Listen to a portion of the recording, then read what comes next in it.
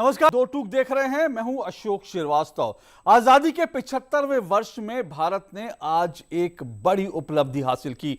Corona से युद्ध के दौरान भारत ने एक बड़ी उपलब्धि हासिल की और यह उपलब्धि है, भारत ने आज 75 करोड़ का आंकड़ा पार कर लिया। यानी भारत में वैक्सीनेशन जो प्रोग्राम है, जो लगातार चल रहा है, उसमें अब तक पहली डोज जो है वो 75 करोड़ लोगों को दी जा चुकी है। ये आज की एक बड़ी खबर भी है, एक बड़ा आंकड़ा भी है और कह सकते हैं कि भारत की एक बड़ी उपलब्धि भी है।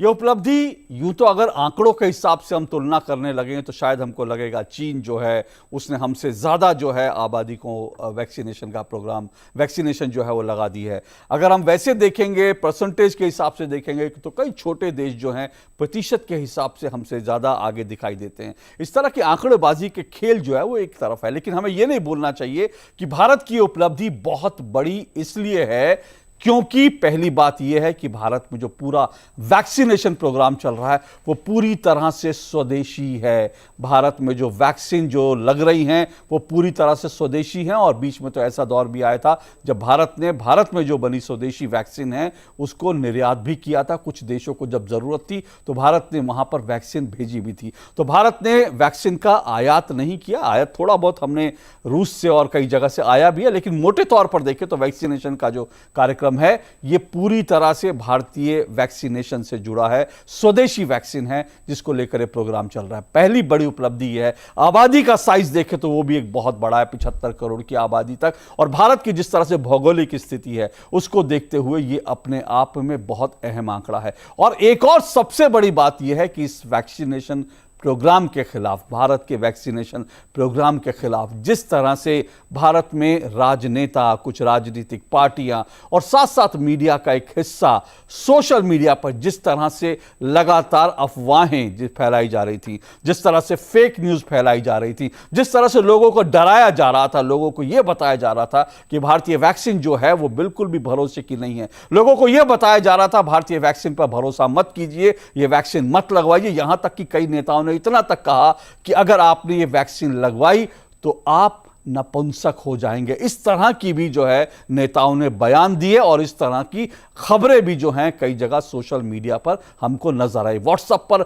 बड़ी यूनिवर्सिटी जो चलती है उसमें बहुत बड़ी तादाद में लोग लगे थे किस तरह से भारत के वैक्सीनेशन प्रोग्राम को फेल करना है, नाकाम करना है। लेकिन इस सब के बावजूद और बीच में जब ये वैक्सीनेशन प्रोग्राम चल रहा था तो कई भारत के जो अपने आप को महान लेखक मानते हैं उन्होंने इस तरह के सुझाव दिए। उन्होंने कहा कि भारत की वैक्सीन जो है वो पर्याप्त नहीं है।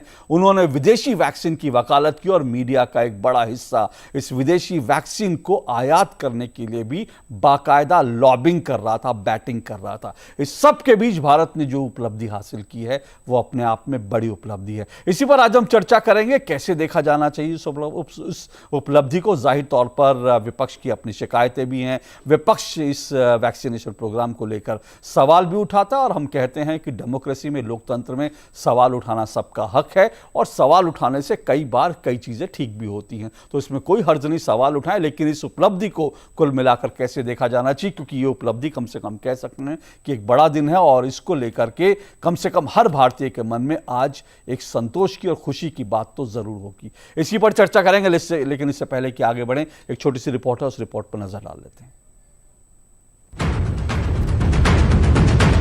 कोरोना से युद्ध में भारत ने आज एक और बड़ी उपलब्धि हासिल की। भारत में देश में ही विकसित वैक्सीन की अब तक 75 करोड़ से ज्यादा डोज दी जा चुकी है। केंद्रीय स्वास्थ्य मंत्री मनसुख मांडविया ने आज शाम इसका ऐलान करते हुए बताया कि भारत में अब तक 75 करोड़ से अधिक कोविड-19 टीकाकरण किए गए हैं।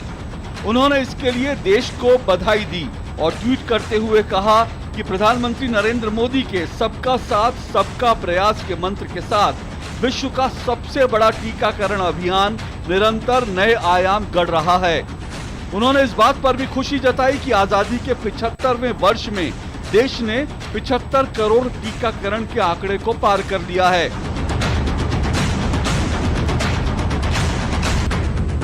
भारत का ये वही टीकाकरण कार्यक्रम है जिसे कभी अखिलेश यादव ने भाजपा का टीका कहकर नकार दिया था।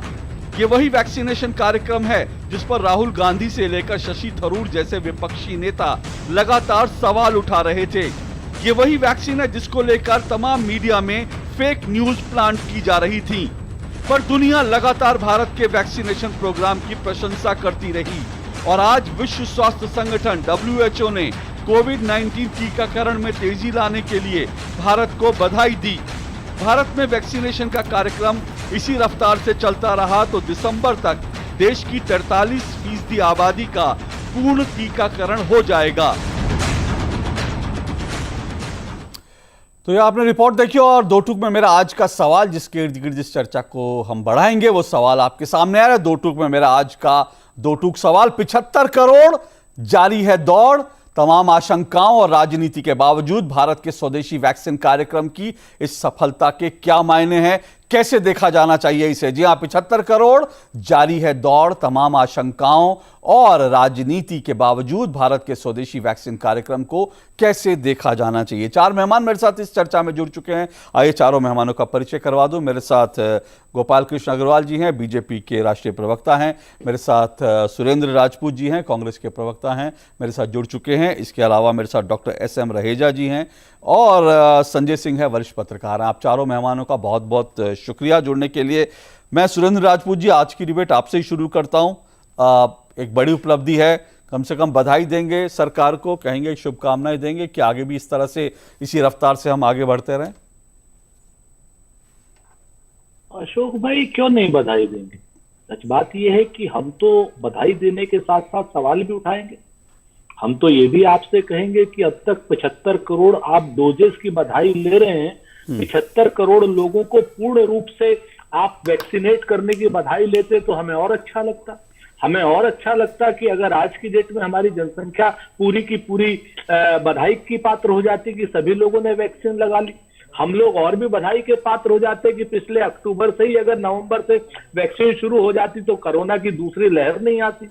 हम और भी बधाई दे देते प्रधानमंत्री जी को अगर उन्होंने फरवरी में ही पैसा दे दिया होता सीरम इंस्टीट्यूट और भारत बायोटेक को, तो कम से कम हम अप्रैल और मई में ही ये 75 करोड़ का आंकड़ा लगभग पार कर जाते। हम बधाई तो दे ही देते, ऐसी तो कोई दिक्कत वाली बात नहीं।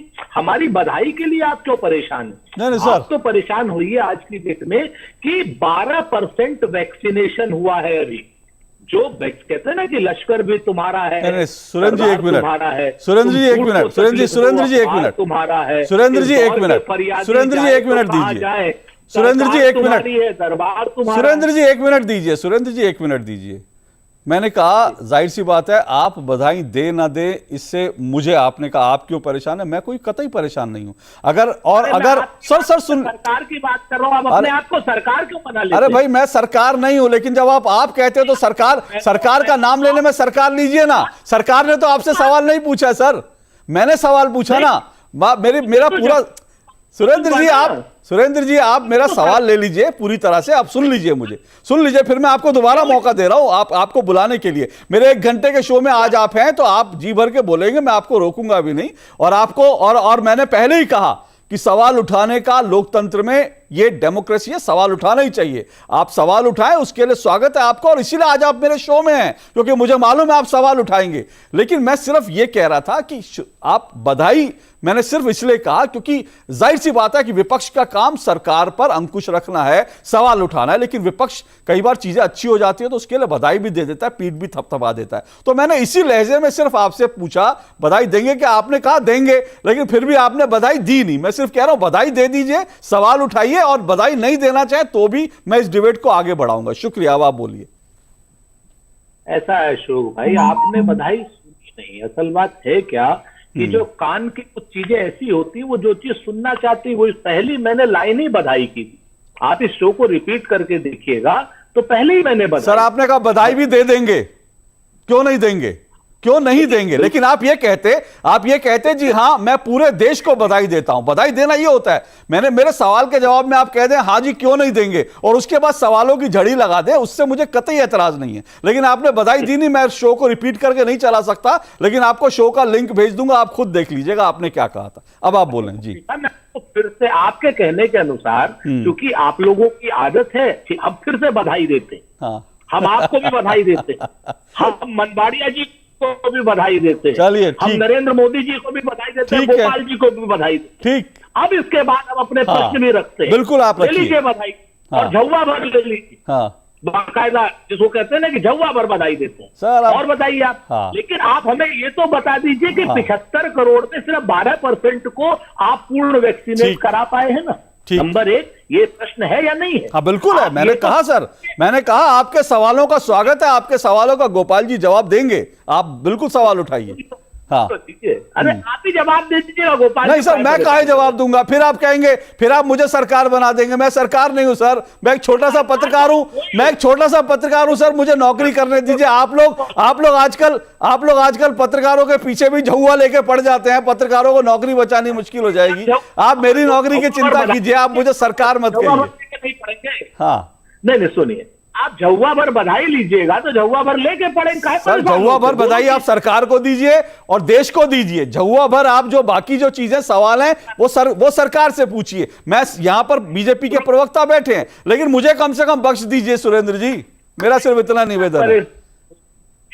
इतना परेशान जब आदमी मानसिक द्वंद्व में होता है और तभी होता है। आप मानसिक द्वंद्व से निकलिए सर मैं आप बिल्कुल भी पत्रकार नहीं हूं, हैं। मैं आपसे पहले ही कह चुका हूं सर, इस पर मेरी आपकी बहुत तीखी बहस हो चुकी है। कार्यक्रम आपका और मेरे बीच नहीं है, लेकिन मैं आपसे बहुत बार कह चुका हूं कि आप पत्रकारों को निशाना इसलिए बनाते हैं क्योंकि आप कहीं ना कहीं आपको लगता है कि नहीं अब हमें कुछ नहीं मिल रहा, तो आप फ्रस्ट्रेशन में पत्रकारों को निशाना बनाते हैं। सर मुझे छोड़ दीजिए, आप सवाल सरकार से कीजिए, गोपाल जी उसका जवाब देंगे। आप पत्रकारों के पीछे लाठी लेके काहे पड़े सर?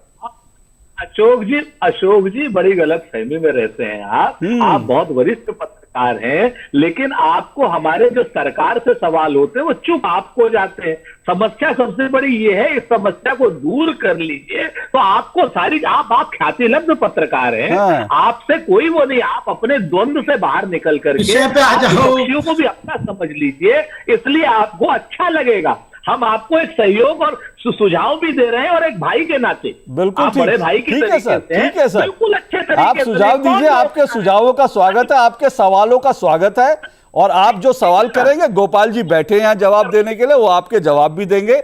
लेकिन मेरा सिर्फ कहना है कि मैंने सिर्फ इसलिए पूछा क्योंकि मुझे लगता है कि सरकार की बाल की खाल निकालना ये विपक्ष करे, बिल्कुल मैं बार बार कह रहा हूं और इसीलिए आज आप मेरे शो में हैं। लेकिन मैंने सिर्फ इतना ही कहा था कि भाई एक बार बधाई देंगे, उसी को लेकर आपने मुझे कितना खींच दिया कि आप देखिए 15 मिनट से आप पत्रकार के पीछे बढ़ गए, क्योंकि मैंने आपसे सिर्फ इतना कह दिया था सरकार को बधाई दे दीजिए। अगर मेरा यह कहना भी आपको बुरा लगा हो तो सर मैं झुआ लेकर के हाथ जोड़कर आपसे माफी मांग लेता हूं। अब इससे ज्यादा क्या करूं बताइए? नहीं, क्षमा तो आप हमें कीजिए। अगर कोई आपको बड़ी सिंपल सी बात करते हैं। हाँ। हमारी तो जिसको कहते हैं ना कि हमारी तो आपको छोटी सी बात भी बुरी लग जाती है और उन लोगों की बड़ी से बड़ी बात उनका आपको बुरी नहीं लगती। नहीं सर। हमसे आप क्या नाम गोपाल जी से आप राम की स्पेलिंग पूछते हैं, हमसे चेकोस्लोवाकिया की पूछते हैं, पूछिए अच्छी बात। कभी हमसे भी राम की स्पेलिंग पूछिए। नहीं, जो आपने सवाल पूछा सर वही पूछूंगा। आपने चेकोस्लोवाकिया पूछा है, मैं गोपाल जी से चेकोस्लोवाकिया ही पूछूंगा। और गोपाल जी सवाल यही है जो बार बार सुरेंद्र राजपूत जी कह रहे हैं कि आपने भले ही 75 करोड़ का आंकड़ा पार किया, लेकिन रफ्तार जो है वो धीमी है अभी भी। अगर वो कह रहे हैं कि हमने जो सुझाव दिए थे, हमने जो बताया था, और सरकार अगर चुस्त दुरुस्त होकर काम करती तो ये आंकड़ा आप बहुत पहले अचीव कर लेते। ये सवाल सुरेंद्र जी पूछ रहे हैं और इसका जवाब आपको देना चाहिए। बोलिए। देखिए अशोक जी, पहले तो मैं बधाई सरकार को नहीं, मैं कह रहा हूं बधाई ये जनता को दें कि उस जनता ने पूरा सहयोग से आज इस टीकाकरण के अभियान को प्रधानमंत्री जी के इस मुकाम पे पहुंचाया है। नहीं तो कांग्रेस वाले ये भी कह सकते थे जनता ही टीका नहीं, इन्होंने तो पूरी कोशिश करी थी कि जनता ही टीका लगवाने आए ना। शशि थरूर जैसे समझदार जो कहलाए जाते हैं वो नेता ने जिस तरह की गलतफहमी लोगों के दिमाग में भरने का प्रयास किया कि इस टीकाकरण को नहीं करवाना चाहिए, और अखिलेश यादव जी जो कि कह रहे थे कि ये भाजपा का टीका है, मैं नहीं लगवाऊंगा, मैं क्यों लगवाऊं। तो इन्होंने तो पूरी कोशिश करी थी कि आज 7 करोड़ ही रह जाए टीकाकरण और ये खूब बधाई की जगह गालियां दे भारतीय जनता पार्टी को, लेकिन वो इनका जो ड्रीम है वो सफल नहीं हुआ। दूसरी बात मैं ये कहना चाहता हूं कि ये क्या कह रहे थे, हम इनके क्या सजेशन थे, ये चाहते थे कि 4,000 रुपए में फाइजर से बाहर की कंपनियों से सरकार खरीदे, उनको मुनाफा करे और फिर यहाँ पे टीकाकरण करे। जबकि इन्हें समझ नहीं आ रही कि आज हमारे देश में, यह आपने सबसे पहले अशोक जी पहली बात शुरू में कही थी, यह भारत का निजी टीकाकरण भारतीय टीकाकरण का पूरा यह प्रयोग है और पूरा यह इनिशिएटिव है। यह सबसे महत्वपूर्ण है कि आज जब विश्व में 3-4 देश हैं जिनके की टीकाकरण, जिनके टीके उनने अपने देश के अंदर उनका मैन्युफैक्चरिंग हो रहा है और दिया जा रहा है, उसमें भारत का नाम है। भारत के 2 अपने टीका जो टीके हैं वो बंद शुरू हो गए और अब तो जो भारत बायोटेक के तो 8-10 कंपनियां बना रही है। यह प्रधानमंत्री मोदी जी और जो हेल्थ मिनिस्टर इसके पहले हर्षवर्धन जी और मनसुख मांडविया जी का सतत प्रयास है कि भारत में अपना उद्योग डेवलप हुआ है वैक्सीनेशन का, जो पूरी तरह से इस वैक्सीन को बना रहे हैं। ठीक है, यह बड़ा महत्वपूर्ण बात है जिसको सबको समझना चाहिए। ठीक है, यह चीज आप जो बात कह रहे हैं वो ठीक है, लेकिन फिर भी जैसे सुरेंद्र राजपूत जी कह रहे हैं, आपने जो वैक्सीन कंपनियों को जो पैसा देना है उसमें भी देरी करी, कई और चीजों में भी देरी हुई। ठीक है, ये आपकी बात से आपकी बात से पूरी तरह से सहमत भी हूं और मैं और ये पूरा देश, एक मिनट, आपकी बात से सहमत भी हूं, पूरा देश भी ये जानता है। मैंने कहा इस तरह के बयानों की झड़ी लगा सकता हूं मैं, लेकिन आज मैं नहीं करना चाहता था ये। अगर मैं चाहता तो आज वो बयान निकाल कर अगर चलाता तो शायद देश देखता, लेकिन फिर भी देश को अच्छी तरह से याद है किस तरह से वैक्सीनेशन प्रोग्राम को फ्लॉप करने के लिए क्या कुछ कहा गया था। लेकिन फिर भी वो कह रहे हैं कि पैसा देने में और कई जगह पर आपने जो है अनावश्यक रूप से देरी करी। नहीं, देखिए अशोक जी, बात यह है कि अक्टूबर 2019 में सरकार ने WHO में और यूनाइटेड नेशंस में यह बात कही थी कि टीकाकरण में पेटेंट को हटा दो। अफ्रीका और भारत ने यह महत्वपूर्ण बात उठाई थी। यह बहुत महत्वपूर्ण बात है कि भारत के प्रधानमंत्री मोदी जी ने इस पूरे प्रयास को शुरू से कहा कि डोमेस्टिक मैन्युफैक्चरिंग हो, देश का अपना टीकाकरण की इजाद हो, इसका पेटेंट खत्म किया। ये विश्व में आज विश्व इस बात को एक्सेप्ट कर रहा है कि भारत ने अफ्रीका के साथ मिलकर इस बात को हटाया। और अगर उस समय यह इनिशिएटिव नहीं लेते डोमेस्टिक डेवलपमेंट का, तो आज हम 4,000 और 3,000 रुपए में टीके खरीद रहे होते, विदेशी कंपनियों को फायदा कर रहे होते और देश में अरबों रुपए का खर्चा हम कर रहे होते, जो आज हम निशुल्क रूप से 18 से 45 लोगों को निशुल्क टीकाकरण लगाने का जो अभियान है, तो इस चीज को अप्रिशिएट केवल ये कर। अब कांग्रेस तो यही चाह रहा था ना कि विदेशों से खरीदे, यही तो इनने सजेशन किया था। और क्या था कि भारत का टीका खराब है, विदेश से खरीदो और भारत में लगाओ। ये पूरा इस चीज का जवाब देना कि ये क्या चाहते थे और हमने क्या किया। ठीक है, ये इस सवाल का जवाब मैं लूंगा, लेकिन मेरे साथ जो 2 मेहमान है पहले उनके पास भी जाऊंगा। डॉक्टर रहेजा, आप कैसे देखते हैं स्वास्थ्य के क्षेत्र में ये भारत की उपलब्धि बड़ी उपलब्धि है? क्या आप इसको मानते हैं? और अगर बड़ी उपलब्धि है तो किस तरह से? क्योंकि मैंने शुरू में कहा और मैं फिर दोहरा रहा हूं, अगर आंकड़ों के हिसाब से देखें, अगर कुल मिलाकर देखें, अगर टोटल वैक्सीनेशन नंबर देखें तो चीन हमसे आ गया। अगर प्रतिशत के हिसाब से देखें तो भारत जो है कई छोटे छोटे देश हैं उनसे पीछे है, लेकिन फिर भी भारत ने स्वदेशी वैक्सीन का इस्तेमाल किया है। 75 करोड़ भारत की आबादी बड़ी आबादी होती है। कैसे आप देखेंगे इसको, किस तरह से आकलन करना चाहेंगे? ये एक बहुत ही बड़ी उपलब्धि है और हमें इसके लिए जनता को उनके सहयोग के लिए और सरकार को, जिस तरीके से सरकार ने इतने कम समय में हमें 2 वैक्सीन, कोविशील्ड, कोवैक्सीन उपलब्ध कराई, और वो भी पूरे फेज 1, फेज 2, फेज 3 ट्रायल्स में पास होने के बाद, पूरी तसल्ली के हो जाने के बाद कि ये दोनों वैक्सीन पूरी तरह सुरक्षित हैं, पूरी तरह असरदार हैं। I mean, it was ensured that these vaccines are safe and effective in all the 3 phases of trials, and only then they were made available to the public. तो आप देखें कि 75 करोड़ का आंकड़ा पार करना एक माइलस्टोन है, और हमें इस बात के लिए गर्व होना चाहिए कि हमारे साइंटिस्ट ने 2 वैक्सीन इतनी इफेक्टिव हमारे देश में खुद विकसित की, और सरकार ने इसमें पूरा सहयोग दिया। समय पर सारी अप्रूवल्स फास्ट ट्रैक पे की गई, और हमें तो मालूम है कि इसके लिए कितना परिश्रम करना पड़ा है हर एक व्यक्ति को। और उसके बाद उसको इम्प्लीमेंट करना हर एक वर्ग पे, क्योंकि India is a country of cultural diversity, economic disparity with difficult to reach areas. तो इतने लार्ज स्केल पे वैक्सीनेशन का अभियान चलाना, वैक्सीन की कोल्ड चेन को मेंटेन करना, इतने ज्यादा अमाउंट में disposable syringe, needle, staff, vaccination centres create करना इतने कम समय में, तो ये तो एक अचीवमेंट है जिसके लिए हमें गर्व होना चाहिए और जनता का भी धन्यवाद देना चाहिए, क्योंकि इनिशियल वैक्सीन हेजिटेंसी के बाद ये हमने खुद देखा, स्वयं देखा कि शुरू में जो वैक्सीन हेजिटेंसी थी, जिसकी वजह आप सबको मालूम है, कुछ एक मिथ्स क्रिएट कर दिए गए, भ्रम पैदा किए गए जनता के अंदर जी कि इम्पोटेंसी हो जाएगी, इनफर्टिलिटी हो जाएगी, इसमें सुअर की चर्बी है। हालांकि ये बिल्कुल आधारहीन थे। लेकिन वो कहते हैं ना, एक बार डाउट क्रिएट करने के बाद बिल्कुल यू आर इन डाउट। तो जनता को ये बात समझने में कुछ टाइम लगा, और इसके लिए मैं दूरदर्शन का भी धन्यवाद करता हूं कि आपने उस समय पूरे देश के जो वरिष्ठ डॉक्टर्स हैं उनको थ्रू इस चीज को क्लियर करवा दिया कि ये वैक्सीन पूरी तरह सुरक्षित है और सेफ है।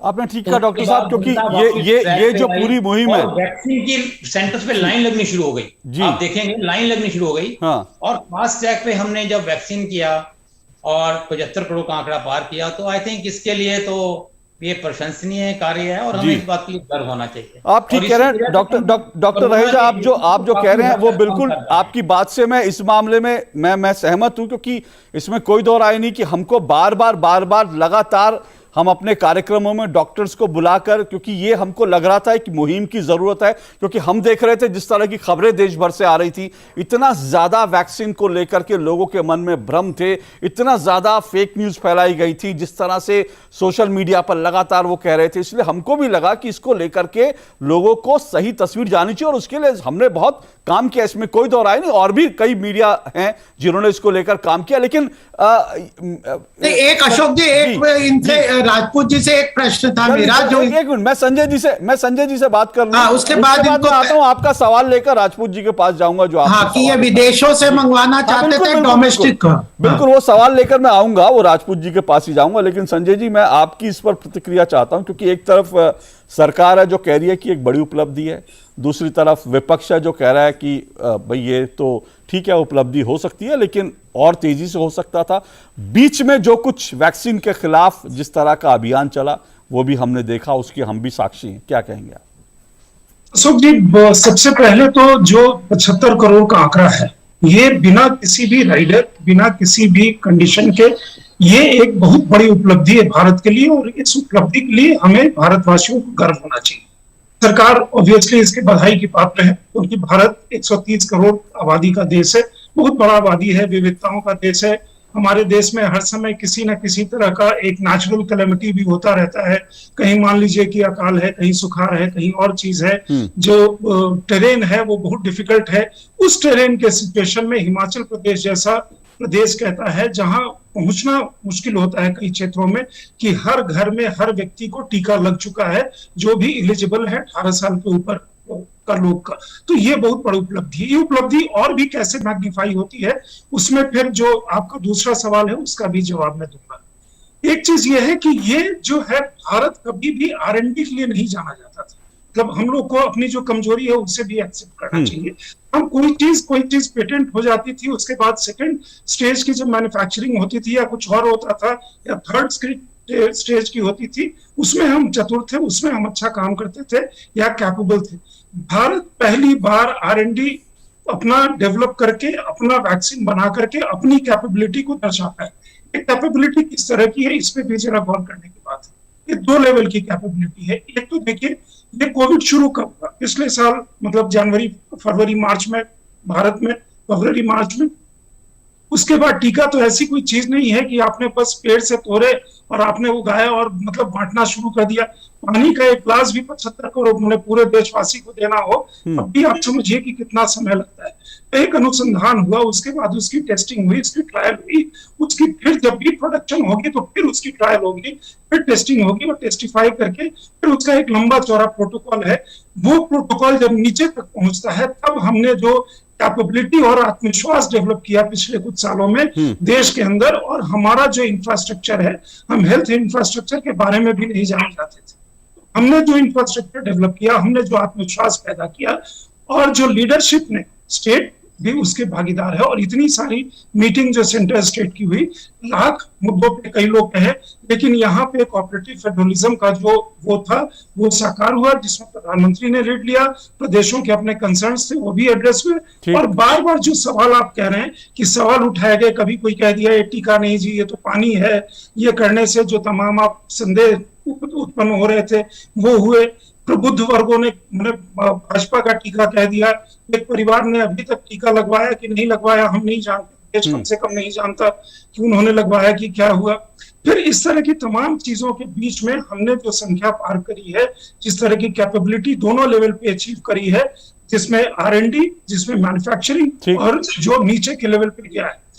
तीसरा सवाल आपका ये है कि हम एब्सोल्यूट नंबर में 75 करोड़ कह रहे हैं, और हमारा टोटल परसेंटेज 100% वैक्सीनेशन का हमारा जो है वो बाकी छोटे देशों से कम। अब आप उसका दूसरा साइड देखिए, ये 75 करोड़ ऐसा है कि कम से कम 100 देश इस दुनिया के ऐसे होंगे जो 100% वैक्सीनेट हो जाएंगे। बिल्कुल। हर दिन हम जितना वैक्सीनेट कर रहे हैं उसमें भी लगभग 100 देश आ जाएंगे जो हर दिन जितना हम वैक्सीनेट कर रहे हैं। बिल्कुल। कम से कम पिछले 15 दिनों में वैक्सीनेट किया। 13 दिन में 10 करोड़, पिछले 13 दिनों की बात करें तो 10 करोड़ का आंकड़ा जो है 13 दिन में अचीव बिल्कुल अशोक। उसके बाद एक चीज और आती है कि जब परसेंटेज की आप बात करते हैं, इतने बड़े देश में जिसमें फर्स्ट डोज मान लीजिए हम दोनों मिला करके डोजेज जिस तरह की लगी हैं, हेजिटेंसी है, बाकी मुश्किलें हैं, उसके बाद ये जो एक और भी चीज अशोक जी इसके साथ में जोड़ता हूँ जी, परसेंटेज की बात। अचानक आप एब्सोल्यूट नंबर जो परसेंटेज की बात होगी तो आप कहेंगे ये तो छोटा सा जगह है जी,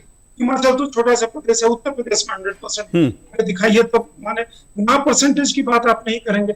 जो चुनाव होते थे, चुनाव के नतीजे जो 2014 या 19 में आए, तो सडनली ये बात कही जाने लगी कि इंडिया में तो फास्ट पोस्ट परसेंटेज के हिसाब से चुनाव होते हैं, तो आपके पास बहुमत तो कभी रहता नहीं। तो कभी आप आंकड़ों पे खेलते हैं, कभी आप बहुमत पे खेलते हैं, कभी परसेंटेज पे खेलते हैं।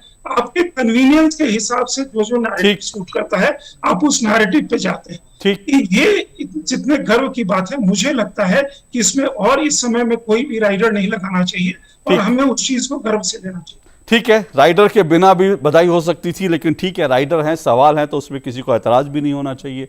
और डेमोक्रेसी में तो सवालों के साथ ही विमर्श आगे चलता है, सवाल उठते हैं, जवाब होता है, तभी विमर्श आगे बढ़ता है। इस विमर्श को मैं और बढ़ाऊंगा, लेकिन एक छोटा सा मुझे ब्रेक लेना है। 1 मिनट के ब्रेक के बाद मैं लौट रहा हूं और इस चर्चा को, इस डिबेट को आगे बढ़ाएंगे। 75 करोड़ लंबी दौड़, क्योंकि लंबी दौड़ तो है, इसमें कोई दो राय नहीं, लेकिन सवाल जो उठ रहे हैं उन पर भी जवाब हो जाएंगे इस ब्रेक के बाद।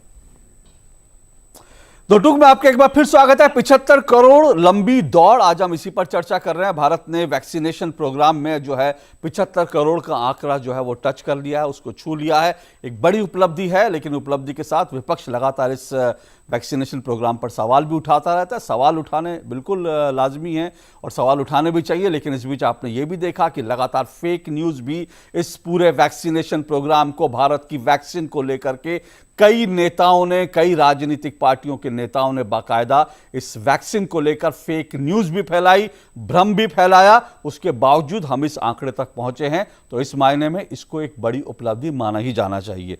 4 मेहमान मेरे साथ जुड़े हुए हैं। गोपाल कृष्ण अग्रवाल जी, बीजेपी के राष्ट्रीय प्रवक्ता, सुरेंद्र राजपूत जी, कांग्रेस के प्रवक्ता हैं राष्ट्रीय, डॉक्टर SM रहेजा जी मेरे साथ जुड़े हुए हैं, संजय सिंह वरिष्ठ पत्रकार। सुरेंद्र राजपूत जी, कुछ सवाल जो हैं वो गोपाल कृष्ण जी ने भी उठाए कि आप लोग तो ये चाहते थे कि भाई विदेशों से वैक्सीन खरीद दी जाए, और इस तरह के कई और एक लंबी मुहिम इस तरह की चली, हमने देखा मीडिया में, सोशल मीडिया में, कि भाई भारत क्यों नहीं विदेशों से दवाई वैक्सीन खरीद लेता, क्यों नहीं हम बाकी वैक्सीन की बात करते। तो ये सब चीज़ें एक लंबे दौर से गुजरी, कैसे देखेंगे इसको? अगर आप सुनना चाहेंगे अशोक भाई, तो कुछ चीजों को आपको रिकॉल करना पड़ेगा। पहली बात आपको ये रिकॉल करनी पड़ेगी कि कोरोना की दूसरी लहर से पहले क्या हम वैक्सीनेशन कर सकते थे? तो जवाब आता है हाँ, हम कर सकते थे, क्योंकि हमने अक्टूबर में, नवंबर में, दिसंबर में ऑर्डर प्लेस नहीं किए, जनवरी और फरवरी में पैसा नहीं दिया, जिसकी वजह से हम फरवरी मार्च में हमको कोरोना की, जनवरी से लेकर के हमारे पास कोरोना की जो वैक्सीन की उचित डोज नहीं आ पाई। अगर आप इसको भी रिकॉल करना चाहिए। दूसरी बात जो आप विपक्षी नेताओं के ऊपर आरोप लगा रहे हैं, वो आरोप कहीं ना कहीं राष्ट्रद्रोह जैसा है, क्योंकि आप लोगों ने उसी समय भारत बायोटेक और सीरम इंस्टीट्यूट के झगड़े को, और हमने किसी भी विपक्षी नेता ने ये नहीं कहा था कि कोरोना की वैक्सीन वाले भारत बायोटेक की पानी है या सीरम इंस्टीट्यूट की पानी है। ये सीरम इंस्टीट्यूट ने भारत बायोटेक की वैक्सीन को कहा था और भारत बायोटेक ने सीरम वैक्सीन की कहा था, और ये झगड़ा प्रधानमंत्री जी की मध्यस्थता के बाद सुलझा था। प्रधानमंत्री जी प्रधानमंत्री हैं या मध्यस्थ हैं, ये तो गोपाल कृष्ण जी बताएंगे। तो किसी भी भारतीय नेता ने या किसी भी नेता ने ये नहीं कहा था, बीच में मत बोलिए गोपाल जी, ठीक है ना। ये बात हमने नहीं कही थी। भारत बायोटेक की और सीरम इंस्टीट्यूट की आपस की लड़ाई थी। इस चीज को आप अभी भी चेक कर सकते हैं, कोई बहुत बड़ी बात नहीं है। हमारा बड़ा स्पष्ट मानना था कि क्या हम कोरोना की दूसरी लहर को, जिसमें एक अनुमान बताता है कि 60 से 70 लाख लोग मरे हैं और सरकारी आंकड़ा बताता है 5 से 6 लाख लोग मरे हैं। मैं अपने गांवों की, उत्तर प्रदेश के गांवों की बात बता रहा हूं, और आप लोगों ने भी पता नहीं दिखाया कि नहीं दिखाया कि 300 से 400 किलोमीटर का गंगा का जो रिवर बेड था वो कब्रिस्तान बन गया था। हजारों हजार लाशें गड़ी हुई थी वहां पर, वो इस वजह से क्योंकि हम समय से वैक्सीनेशन नहीं कर पाए, और वो क्योंकि हमारे पास वैक्सीन नहीं थी। और हमारे पास वैक्सीन क्यों नहीं थी? क्योंकि हमारे पास, हमारे इंस्टीट्यूट को हमने ऑर्डर नहीं दिए थे। और हमने ऑर्डर क्यों नहीं दिए थे? क्योंकि डॉक्टर हर्षवर्धन सहित भारतीय जनता पार्टी की पूरी सरकार ने यह कह दिया था कि कोरोना कहां है, कोरोना तो जा चुका है, कोरोना की वैक्सीन तो उसी को लगेगी जिसको जरूरत होगी। ये मेरा तो बयान नहीं था ना, ये तो विपक्ष का बयान नहीं था, ये तो डॉक्टर हर्षवर्धन आज 75 करोड़ लोगों को लगा तो दिया। बीच में मत बोलिए यार गोपाल जी, क्यों चेक कर रहे हैं? एक मिनट सुरेंद्र राजपूत जी, आपने एक बात कहा कि ये सब चीजें रिकॉर्ड पर है, रिकॉर्ड पर और भी बहुत सारी चीजें आपने कहा। अब मुझे मालूम नहीं आप सरकार के लिए कह रहे हैं या मेरे लिए कह रहे हैं। मैं फिर आपसे कह रहा हूं, क्योंकि आपने कहा जब आप विपक्षी नेताओं के लिए सर सुन लीजिए सर, क्योंकि ये बात मैंने कही। और सुनिए सर, एक मिनट सुरेंद्र राजपूत जी, एक मिनट, मैंने आपको रोका नहीं, आपने कहा मुझे सुनना चाहते हैं, बिल्कुल मैं आपको सुनना चाहता था, पूरा आपको समय दिया, लेकिन कम से कम मेरी बात का भी सम्मान कीजिए, क्योंकि मैंने ये बात ठोक बजाकर कही और ये बात मैं दोबारा ठोक बजा के कह रहा हूं कि हां, विपक्ष के कई नेताओं ने वैक्सीन को लेकर फेक न्यूज फैलाई। मैं ठोक बजा के दोबारा कह रहा हूं, विपक्ष के कई नेताओं ने वैक्सीन को लेकर भ्रम फैलाया और गलत खबरें। अखिलेश यादव जी ने क्या कहा था कि बीजेपी की वैक्सीन है, मैं नहीं लगवाऊंगा, हम अपनी वैक्सीन लाएंगे, ले आए अपनी वैक्सीन। आज उन्होंने खुद जाकर वैक्सीन लगवानी पड़ी उनको। और इसके अलावा आप रिकॉल कर सकेंगे तो सर ये भी रिकॉल कीजिए, आपकी ही सरकार जो है झारखंड में और छत्तीसगढ़ में, वहां के मंत्रियों ने, स्वास्थ्य मंत्री ने साफ तौर पर कहा था कि इस वैक्सीन को हम नहीं लेंगे, इस वैक्सीन पर हमको भरोसा नहीं है। तो रिकॉल करना है तो यह भी रिकॉल कीजिए ना सर, ऐसी बहुत सारी चीजें हैं। और फिर मैं वही कह रहा हूं, जो मूल सवाल जो गोपाल जी ने उठाया, वो सवाल मेरा अब भी बना हुआ है, क्योंकि इसमें हम देखते हैं बहुत सारी लॉबी इस तरह से लगातार लगी हुई थी कि हम विदेशों से वैक्सीन आयात करें। क्यों? क्योंकि उसमें जो है कट होता है, इसलिए बहुत सारे लोग चाहते थे कि हम विदेशी वैक्सीन जो है यहां पर लाएं, उससे वैक्सीनेशन चलाएं। वो हुआ नहीं। उसकी फ्रस्ट्रेशन भी बहुत सारे नेताओं में, बहुत सारे पत्रकारों में, बुद्धिजीवियों में साफ तौर पर दिखाई दी। बोलिए आप जल्दी से, फिर मैं गोपाल जी के पास जाता हूं। जी, मैं आपको अब सुन लीजिए। देखिए, फिर अगर आप सवाल करते हैं तो जवाब भी सुनिए। बिल्कुल सुन रहा हूं सर। छत्तीसगढ़ की सरकार हो, झारखंड की सरकार हो, जब फेज 2 का ट्रायल पूरा नहीं हुआ था, हमने भी कहा था कि फेज 2 का ट्रायल अभी पूरा नहीं हुआ है, वैक्सीन सुरक्षित है या नहीं है, इस बात पर प्रश्न उठेंगे। फेज 2 के ट्रायल के बगैर अगर आप उसको यूज करते हैं तो निश्चित तौर पर मेरा एक भी भारतीय, जिसमें आप भी शामिल हैं, गोपाल जी भी शामिल है, पत्रकार साहब भी शामिल है, डॉक्टर साहब भी शामिल है, ये कोई गिनी पिग नहीं है। हमारा यह था कि ट्रायल अगर आप फाइनल करिए, और फाइनल ट्रायल होने के बाद किसी भी नेता ने कोई प्रश्न नहीं उठाया। रही बात किसी और प्रतिपक्षी दल की बात, तो उस प्रतिपक्षी दल की बात के लिए आप उस प्रतिपक्षी दल के नेता से पूछिए या उनके प्रवक्ता से पूछिए, मैं उसका जवाब देने के लिए अधिकृत नहीं हूं। लेकिन मैं आपको एक बात बहुत स्पष्ट बता दूं कि जिन लोगों ने वो मार्केटिंग और कट की सारी बात चलाई वो सत्ता में बैठे हुए हैं। आज की डेट में अगर आप डॉक्टर हर्षवर्धन से सवाल नहीं पूछते हैं तो आप पाप कर रहे हैं कि आपको यह पूछना पड़ेगा हर्षवर्धन जी से कि आपने ऐसा क्यों कहा था कि वैक्सीन सबको नहीं लगेगी। आप पाप करेंगे अगर आप मिस्टर नरेंद्र मोदी जी से नहीं पूछेंगे कि साहब आपने दिसंबर, जनवरी और फरवरी में एडवांस पैसा क्यों नहीं दिया, लाखों लोग क्यों मर गए आप बगैर वैक्सीन के, और फाइनल फेज के ट्रायल के बाद आपने ऑर्डर क्यों नहीं दिए सीरम इंस्टीट्यूट को और भारत बायोटेक को। और उसके बाद अगर इमरजेंसी परचेज की बात आती है कि हम ये कहेंगे और आप भी कहेंगे कि साहब वैक्सीन लगनी चाहिए चाहे कुछ भी हो जाए, तो उसको अगर आप कट की बात करते हैं तो ये आपका आरोप हो सकता है। गोपाल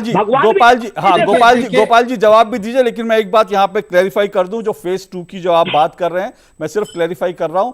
उस वक्त सरकार की तरफ से यह कहा गया था कि ये जो फेज 2 के आप कह रहे हैं कि सिर्फ फेज 2 के बाद लगाने की बात, सरकार ने उस वक्त ये कहा था कि इमरजेंसी के लिए इसके इस्तेमाल की बात कही थी, लेकिन इमरजेंसी के लिए इस्तेमाल की बात कही थी तभी इस तरह के बयान आने लगे थे कि नहीं हम इसको वैक्सीन को नहीं इस्तेमाल करेंगे, हम नहीं लगाएंगे। अब जब स्वास्थ्य मंत्री बोल देगा तो वहां उस स्टेट की जो जनता है वो दरअसल कितना भरोसा कर पाएगी, ये सोचने वाली बात है। लेकिन गोपाल जी जवाब दीजिए, वो कह रहे हैं कि आपकी सरकार, वो बार बार कह रहे हैं कि आपकी सरकार ने जो है देरी करी, डॉक्टर हर्षवर्धन, और वो उल्टा कह रहे हैं कि आपकी सरकार में ऐसे लोग बैठे हैं जो चाहते थे कि वैक्सीन बाहर से आ जाए। बिल्कुल ये गलत बात है। ठीक है जवाब, हाँ देखिए, बोलिए। हाथ कंगन को आरसी क्या, अगर आज देखेंगे तो भारत की वैक्सीन यहाँ पे सक्सेसफुली केवल भारत में ही नहीं लग रही, और भी देशों को भारत ने सहयोग के लिए अपने कमिटमेंट के अनुसार भेजी है। तो विश्व में वैक्सीन डिप्लोमेसी को भी महत्वपूर्ण तरीके से हमारी सरकार ने उसका इस्तेमाल किया। देखिए वसुधैव कुटुंबकम की बात है। आज आप ये बात कर रहे हैं इमरजेंसी यूज, एफिकेसी आज चीन और कहीं की जो वैक्सीन है उनकी एफिकेसी 40-50% है बिल्कुल, और उनके वैक्सीनेशन के प्रोग्राम से हमारे वैक्सीनेशन को कंपेयर करना ही इनकी कमजोरी है। हमारी 85 से ऊपर पर एफिकेसी है, तो एफिकेसी महत्वपूर्ण है। डोमेस्टिक वैक्सीन हमने इजाद की और पेटेंट फ्री मैन्युफैक्चरिंग 10 से 12 कंपनियों को दिया। ये अपने आप में दिखाता है कि हमारे कमर्शियल इंटरेस्ट नहीं थे, हम जनता के भलाई पे, देश के हित में प्रधानमंत्री मोदी जी काम कर रहे थे। वैश्विक स्तर पे इस बात को एक्सेप्ट किया जा रहा है। WHO, यूनाइटेड नेशंस तक इस बात, जब हमने शुरू किया था ये मुहिम की पेटेंट को हटा दिया जाए, तब अफ्रीका और भारत थे 2019 में अक्टूबर में। आज 156 देशों ने इस बात को कहा है कि भारत का वो 2019 का स्टैंड था कि वैक्सीन का पेटेंट फ्री करना चाहिए। आज अमेरिका को भी मजबूरी इस बात को साथ में आना पड़ा। तो ये डिप्लोमेटिक विजय थी, डिप्लोमेटिक। और आज fastest number of vaccination, America से भी ज्यादा तेजी से नंबर, परसेंटेज, क्योंकि हमारी जनसंख्या बहुत ज्यादा है इसलिए परसेंटेज जो कह रहे हैं कुछ लोग कम है, लेकिन नंबर ऑफ वैक्सीन, आज फास्टेस्ट नंबर ऑफ वैक्सीन का हमने टारगेट हर लेवल पे 10 करोड़, 20 करोड़, 25 करोड़, 50 करोड़, यह वर्ल्ड में सबसे फास्टेस्ट नंबर से साथ वैक्सीन किया, और 85% एफिकेसी से डोमेस्टिक वैक्सीनेशन के द्वारा किया। और वो उसके बाद किया जब अपोजिशन के नेता पूरी वैक्सीनेशन की पॉलिसी को डीरेल कर रहे थे। ये बताए ना कि कैसे राजस्थान में तो डस्टबिन में फेंक रखे थे वैक्सीन के बॉयल्स, साबुत बॉयल्स इन्होंने, क्या बात बकवास, सारे अरे निकाल लो राजपूत जी, निकाल लो।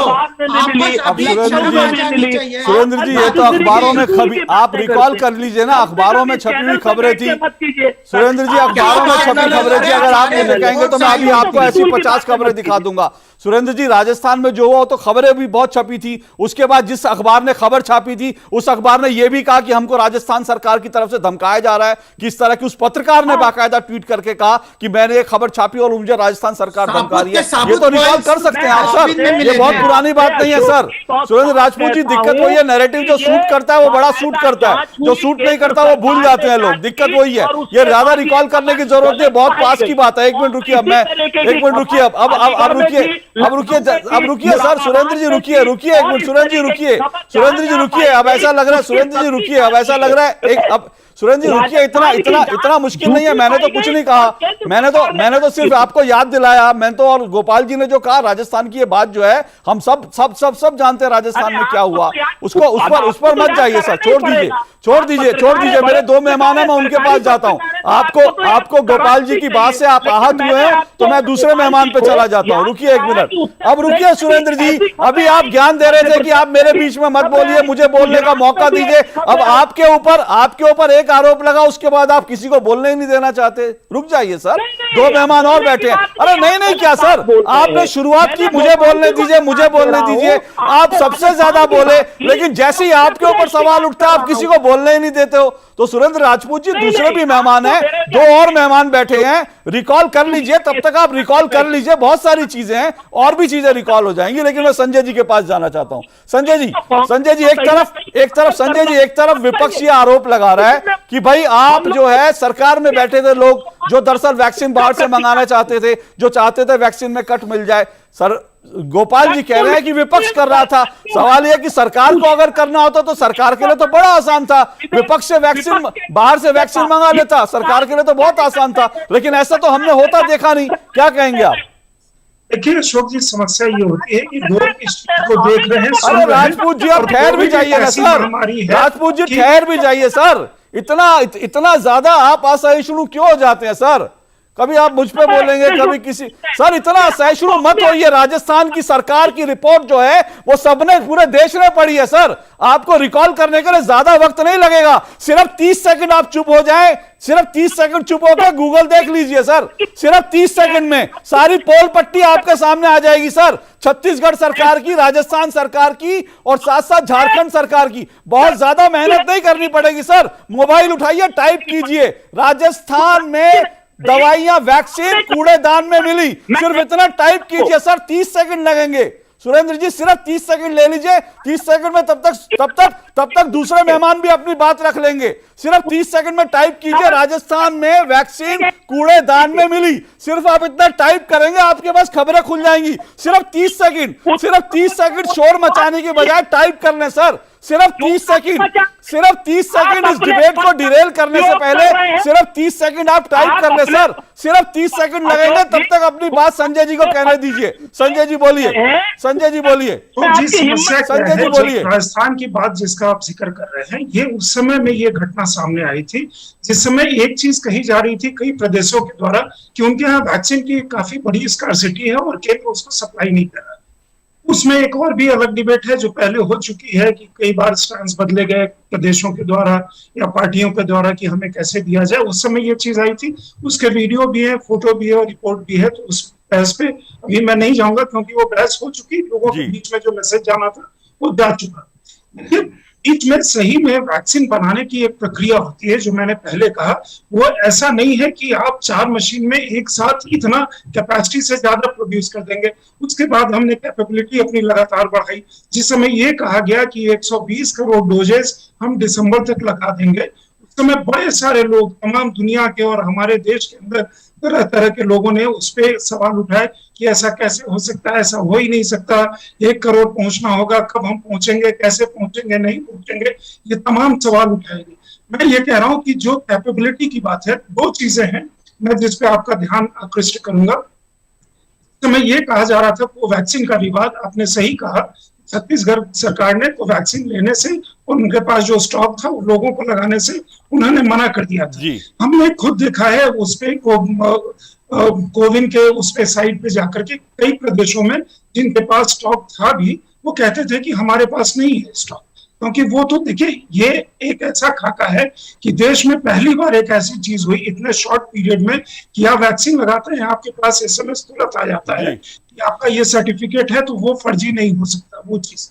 दूसरी चीज ये है कि जिस समय में R&D की प्रक्रिया चल रही थी उस समय प्रधानमंत्री जहां भी ये मैन्युफैक्चरिंग होने वाला था उन सब जगह गए थे। एक हौसला अफजाई उससे होती है, एक विश्वास पैदा किया जाता है उन कंपनी में, और उस समय में एडवांस पेमेंट भी किया गया था। राजपूत जी जो दूसरी बात कह रहे हैं उसके बारे में मैं अवगत नहीं हूँ कि उस समय में इतना दे दिया जाता। वैक्सीन बनने का एक प्रोसेस है, फिर नया प्लांट लगाने में एक समय लगता है। तंबू कनात नहीं लगाना है कि रात में आप लगा दे सकते हैं। वो हुआ है, लोग देश सफर किया है, इसमें कोई डाउट नहीं कि देश सफर किया है, लोग सफर किया है, हमारा बहुत नुकसान हुआ है, लोगों का नुकसान हुआ है, संबंधों का नुकसान हुआ है, देश उस चीज को देख चुका है। उसके बाद की प्रक्रिया जो है, जब सवाल उठाए जाने लगे थे तो ये कहा जा रहा था कि प्रधानमंत्री स्वयं क्यों नहीं टीका लेते। जिस समय में कोविड फ्रंटलाइन वॉरियर्स को टीकाकरण किया गया था एक प्लानिंग के तहत, इतने बड़े देश में आपको चीज करनी पड़ती है। जब 60 साल का टीकाकरण खुला तो प्रधानमंत्री एम्स जाकर के सुबह सुबह आम जनता की तरह उन्होंने टीकाकरण करवाया था। सुबह 5 बजे जाकर के उन्होंने टीकाकरण करवाया। संजय जी, जब वो तस्वीरें सामने आई थी अशोक जी, तो खड़गे जी ने कहा था, संजय जी एक मिनट, संजय जी आप जो बात कर रहे हैं उस पर मैं रिकॉल कर रहा हूं, इसलिए मैं कह रहा हूं क्योंकि बार बार रिकॉल की बात आ रही है तो मैं रिकॉल कर रहा हूं। जब फ्रंटलाइन वॉरियर्स को वैक्सीन लग रही थी तब ये कहा गया, आपने बिल्कुल ठीक कहा कि प्रधानमंत्री क्यों नहीं वैक्सीन लगा रहे। जिस दिन प्रधानमंत्री ने वैक्सीन लगाया उस दिन विपक्ष ये कह रहा था कि वो असम का गमछा पहन के क्यों गए वैक्सीन लगवाने के लिए। अशोक जी ये पढ़ लीजिए अलीगढ़ की खबर। सर अलीगढ़, एक मिनट, आप बहुत अच्छी बात है सर, एक मिनट संजय जी आप अपनी बात पूरी, मैं आ रहा हूं सर, अलीगढ़ की खबर पे भी आ जाऊंगा, अलीगढ़ की खबर पे भी आ जाऊंगा, आप ये भी पढ़ लीजिए जरा। मैं कैमरामैन से कहूंगा जरा सुरेंद्र राजपूत जी को ये भी खबरें पढ़ा दें। अलीगढ़ की खबरें पढ़ा रहे हैं तो मैं आपको ये भी खबरें पढ़ा देता हूं। एक मिनट सुरेंद्र राजपूत जी, मैं आ जाता हूं, अगर आप अलीगढ़ की खबरें पढ़वा रहे हैं तो मैं आपको ये भी पढ़वा देता हूं, और आपको ये पूरा अधिकार है। सुनिए आप सुरेंद्र राजपूत जी, सुनिए, आपको नहीं, ये इस कैमरे से आप जरा जूम इन करें, इस कैमरे से, क्योंकि अब इन्होंने खबर दिखाई दी है तो मैं भी ये भी दिखा दूं। और मैं सुरेंद्र राजपूत जी, एक मिनट, आपको सुरेंद्र राजपूत जी सुनिए, मेरी बात सुनिए सुरेंद्र राजपूत जी, आप जो कह रहे हैं ना अलीगढ़ की खबर, आप कह सकते थे गोपाल जी की बात के जवाब में आप अलीगढ़ का मुद्दा उठा सकते थे, लेकिन आपने राजस्थान का मुद्दा उठाने पर क्या कहा? आपने कहा क्या बकवास कर रहे हैं। तो आप ये जरा आप सुनिए, अब आप कहेंगे मैंने शब्द नहीं कहे, तो आप कृपया करके इसकी रिकॉर्डिंग देख लीजिएगा। आपने कहा राजस्थान का मुद्दा उठाने पे आपने कहा क्या बकवास कर रहे हैं, तो अब मैं आपको सुना देता हूं क्या बकवास कर रहे हैं। कूड़ेदान में कोरोना टीके, केंद्रीय स्वास्थ्य मंत्री ने राजस्थान सरकार को लिखा पत्र। एक खबर। दूसरी खबर, राजस्थान में वैक्सीनेशन कूड़ेदान में फेंकने, गड्ढा खोदकर दबाने का काम क्यों हो रहा है? राजस्थान में वैक्सीन फेंकने और गड्ढा खोदकर दबाने का काम क्यों हो रहा है? दूसरी खबर। तीसरी खबर, देश में वैक्सीन की बर्बादी पर सामने आए राज्य और केंद्र सरकारें। सर आप अलीगढ़ की सवाल उठाते, कुछ उठाते, लेकिन दिक्कत यह है कि आपने राजस्थान की बात उठते ही कहा कि आपने तुरंत कहा ये क्या बकवास है। क्या बकवास नहीं है सर, ये खबर है। और उसके बाद आपने उस पत्रकार को धमकी दिलवाई जिसने राजस्थान की खबर करी थी, उस पत्रकार को धमकी दिलवाई गई राजस्थान में। तो सर आप ये मत कहिए, सुरेंद्र राजपूत जी सच से सामना कीजिए। मुझे मालूम है चोट गलत जगह पर हो गई है, मैं समझ रहा हूं चोट गलत जगह पर हो गई है, बिल्कुल गलत जगह पे चोट हो गई है, इसीलिए आपने बकवास जैसे शब्दों का इस्तेमाल किया। लेकिन बेहतर होता कि आप तर्क का जवाब तर्क से देते। अगर उन्होंने राजस्थान की बात कही है तो आप बीजेपी स्टेट की कुप्रबंधन का मुद्दा उठाते, बजाय इसके आपने कहा ये क्या बकवास है। तो ये बकवास नहीं है, ये सच है, ये सच समझिए। और सच को सुनने का, स्वीकार करने का मादा रखिए सर, सच को स्वीकार करने का, सुनने का मादा रखिए। सच थोड़ा कड़वा होता है लेकिन सच सच होता है, उसको स्वीकारिए। मैं डॉक्टर रहेजा के पास जा रहा हूं, मैं आपको चाहता था आपको मौका दूं, लेकिन आप इसी तरह से अगर चिल्लाना चाहते हैं तो सर आपकी मर्जी है। डॉक्टर रहेजा, किस दिशा में अब हम बढ़ रहे हैं? सवाल यह है कि हम इस उपलब्धि के बाद अब आगे किस दिशा में आपको लग रहा है कि भारत जो है वैक्सीनेशन प्रोग्राम में किस तरह से आगे बढ़ रहा है, और क्या आपको लगता है कि कोरोना से लड़ने में ये वैक्सीन जो है, क्योंकि अभी भी बहुत सारी जगह पर, छोटी छोटी जगह पर मैं देखता हूं अभी भी लोग सवाल उठा देते हैं। आपको लग रहा है कि वैक्सीनेशन को लेकर के अब जो है लोगों की शंकाएं आशंकाएं खत्म हो जानी चाहिए और जो सवाल उठ रहे हैं वो भी बंद हो जाने चाहिए? हाँ, डेफिनेटली हमें ये समझना है कि ये वैक्सीन कोरोना से बचाव के लिए पूरी तरह सक्षम है और पूरी तरह सुरक्षित है। तो हमारी सभी से अपील है कि ये वैक्सीन आप अवश्य लगवाइए, खुद को सुरक्षित करिए, अपने परिवार को सुरक्षित करिए, अपने बच्चों को, अपने घर में बुजुर्गों को, अपने फ्रेंड्स को, अपने शहर को और अपने देश को।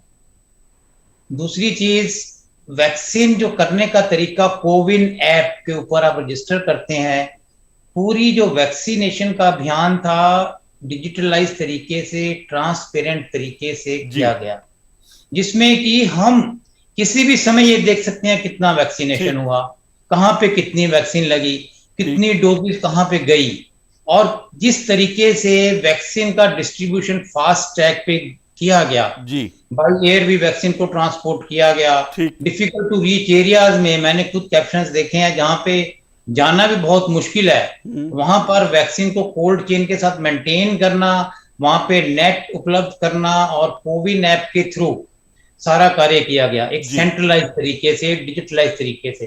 तो इतने एडवांस तरीके से इतना बड़ा अभियान सक्सेसफुली जो चलाया गया है, ये एक प्रशंसनीय कार्य है। डॉक्टर राहेजा, एक छोटा सा सवाल 30 सेकंड में, मेरे पास समय बहुत कम बिल्कुल नहीं है, सिर्फ छोटा सा सवाल, अगर इस रफ्तार से हम बढ़ते हैं तो अभी इस साल के अंत तक हम लोग 43% लोगों को फुली वैक्सीनेट कर पाएंगे। क्या आपको लगता है ये इस आंकड़े से और अभी रफ्तार बढ़ाकर आगे बढ़ने की जरूरत है? क्योंकि बहुत से विशेषज्ञ ये कहते हैं कि अगर आपको कोरोना की तीसरी लहर से बचना है तो फिर आपको कम से कम 60% आबादी को वैक्सीनेट करना पड़ेगा। हाँ, आपका ये पॉइंट बहुत इंपॉर्टेंट है। हम हर्ड इम्यूनिटी की बात करते हैं। यदि हम 70% अप्रोक्सीमेटली लोगों में एंटीबॉडीज डेवलप कर सकते हैं, वो उसका तरीका है वैक्सीनेशन है, तो जो सुरक्षित और इफेक्टिव है।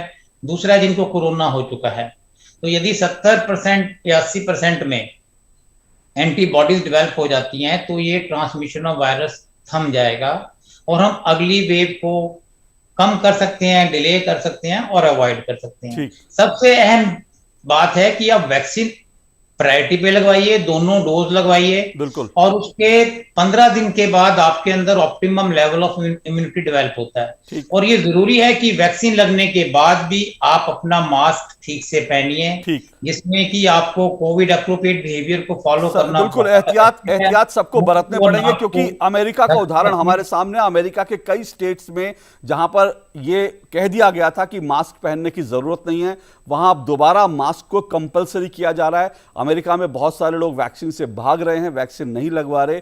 अब जो है वहां की अमेरिका सरकार भी तमाम तरह की योजनाएं बना रही है कि कैसे ज्यादा से ज्यादा लोग वैक्सीन लगाएं, क्योंकि वैक्सीन जो है कोरोना से लड़ने में सबसे मददगार हथियार है। इस बात को याद रखिए। और भारत की वैक्सीन पूरी तरह से सुरक्षित है। दुनिया में सबसे ज्यादा सुरक्षित भारत में जो वैक्सीन डेवलप हुई वो है। इसलिए अगर आपने भी अब तक वैक्सीन नहीं लगवाई तो जरूर लगवा लीजिएगा। मैं सभी मेहमानों से माफी चाहूंगा, समय मेरे पास इतना ही है। मैं चाहता था एक राउंड की बात और करूं, लेकिन बहुत सारी बातें तू मैं और जो है जिसको जिस तरह से कहना चाहिए कि एक शोर शराबे में निकल गई। लेकिन मैं एक राउंड और चाहता था कि अपने मेहमानों को समय दूं। लेकिन फिर भी बहुत बहुत शुक्रिया सभी मेहमानों का इस कार्यक्रम में दो टूक में जुड़ने के लिए। आप सबका शुक्रिया। और आज दो टूक में इतना ही। चलते चलते आपसे फिर कह रहे हैं कि कोरोना से लड़ना है तो वैक्सीन जरूर से लगवानी है, ये आपकी जिम्मेदारी है। और जिस तरह से निःशुल्क वैक्सीन लगाकर भारत लगातार एक के बाद एक उपलब्धि हासिल कर रहा है, वो भारत की एक बड़ी कामयाबी है। इस कामयाबी का जश्न तो मनाइए, लेकिन अभी भी सावधान रहिए, सतर्क रहिए, वैक्सीन लगवाइए। और इस रफ्तार को अभी हम थोड़ा सा और बढ़ा सके, इस पर भी अभी हमें काम करने की जरूरत है। आपसे कल फिर मुलाकात होगी। फिलहाल इजाजत दीजिए, नमस्कार।